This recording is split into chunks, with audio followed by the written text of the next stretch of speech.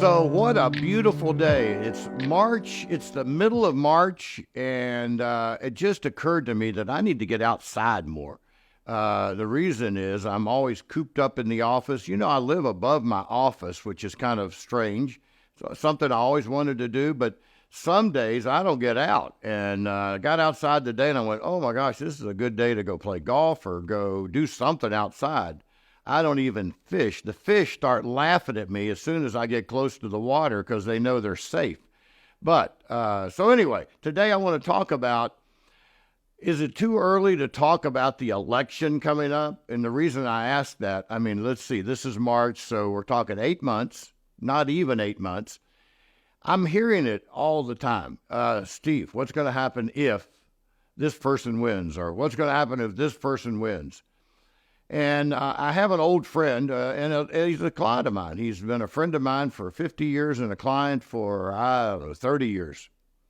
And I don't know that I agree with his statement, but he said a good president will add 5% to your life, and a bad president will take away 5% from your life.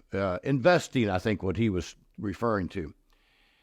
And maybe I would say that a good president will add 10% to your life, financially speaking, and a bad president might make it 10% harder to succeed financially or with investments.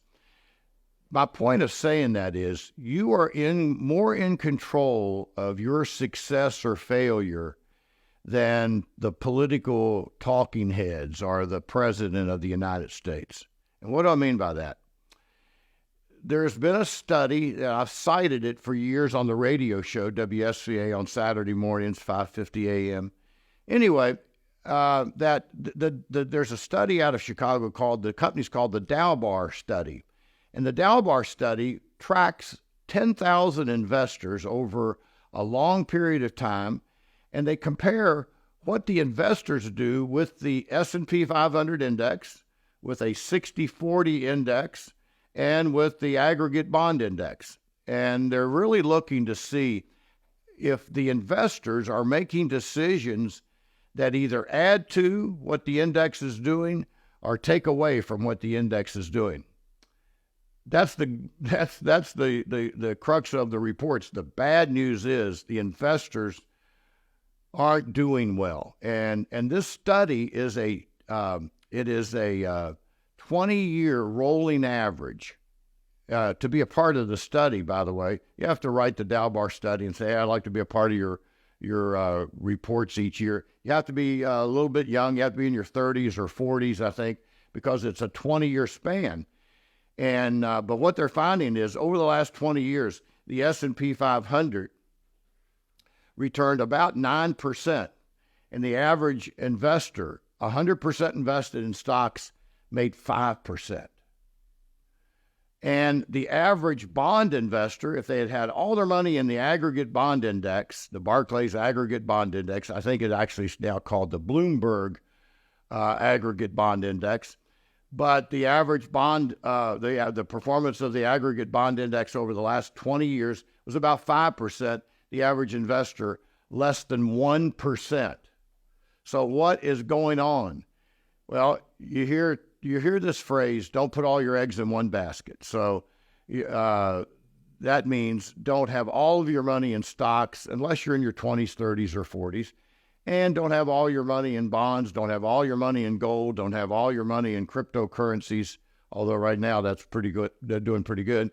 But anyway, and what it really says, and the other phrase in investing is buy low and sell high.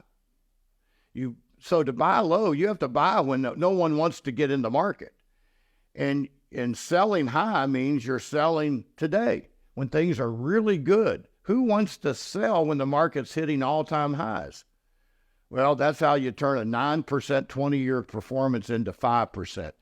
Investors tend to buy at the wrong time, and then the market goes down, and they inevitably throw in the towel and say, I need to get out so I can sleep at night.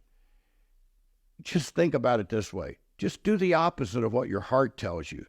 When you want to get out of the market, that's when you should be investing more money into the market. When you want to sell at the high point, or when you want to buy at the high point, you should be selling if you're going to do either one of those. But you think about this. How many people this fall will get out of the stock market if President Biden wins or if President Trump wins? And either way, their goose is going to be cooked, because if they're sitting in a money market account earning virtually nothing, they're losing money every day. And so sometimes our political biases can do us in. Sometimes having a losing year in the market, which happens fairly often, can scare us to get out of the market. Now, that's why we think it's good to pay an advisor 1% of your money to have them help you become successful. Because our job, if we're doing our job, at the heart of the matter is, our job is to pick the very best investments, have a good mixture of stocks and bonds, and then help you avoid the one mistake that you can never come back from. And think about this. You think about the people. In 2002, the stock market had just lost 50%. And there were investors who got out of the market and said, I'm never going to get back in. Well, the market rallied strong. And by the time they got back in, we were ready for the next downturn. 2008 hit, the market lost 58% in 17 months. Not at the beginning of the market, when if you were going to get out, that would have been the time to get out. But no, most people who get out of the market get out after they've lost 80% of what the losses were. They go out of the market, they're flatlining in a money market account, and then they realize, maybe I better get back in the market. They get back in the market, and of course, the market then goes down again. Just think of it this way. How often does the stock market lose 5%? Twice a year. How often does the market lose 10%? Once a year. How often does the market have a bear market of 20%? Once every 3 to 4 years. How often does the market lose 30%? About once every 6 years. So it's not like we can avoid the down markets. But use the down markets to buy in low and just be disciplined. And if it means you turn off your TV and you don't watch MSNBC or CNN or Fox News, don't watch it. Life is not Fox News. Life is definitely not MSNBC or CNN. Life isn't even ABC, NBC, or CBS. Fall in love with ESPN or MyTV and Andy Griffith or Green Acres or Perry Mason. When you watch the talk TV, first, you want to hit somebody.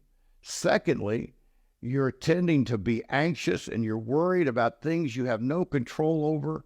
And in the long run, it's not going to matter to your investment portfolio. Your investments don't know when a Republican is in office and a Democrat's in office. The stocks you own in your portfolio depend on the management at that company, period. Profits, sales, the fundamentals. And we do live in a great country that we have entrepreneurs like Elon Musk and formerly Steve Jobs before he passed away, Jeff Bezos, some great innovators who've come up with products that make our lives easier and make a lot of money at the same time. So my statement to you today is, don't worry about who the president's going to be as far as your stock portfolio. Maybe other reasons you're going to, and vote, whatever you do. I always say when it comes to politics and voting for presidents, vote for who you believe should win, and then try to influence all the people you know to go vote and that have the same values that you do. But don't base your investments on who the president's going to be. After all, they only add 5% to your life or take away 5% to your life, if that's what you believe. So have a great day and get outside and enjoy the weather. Content in this material is for general information only and not intended to provide specific advice or recommendations for any individual. All performance referenced is historical and is no guarantee of future results. All indices are unmanaged and may not be invested into directly.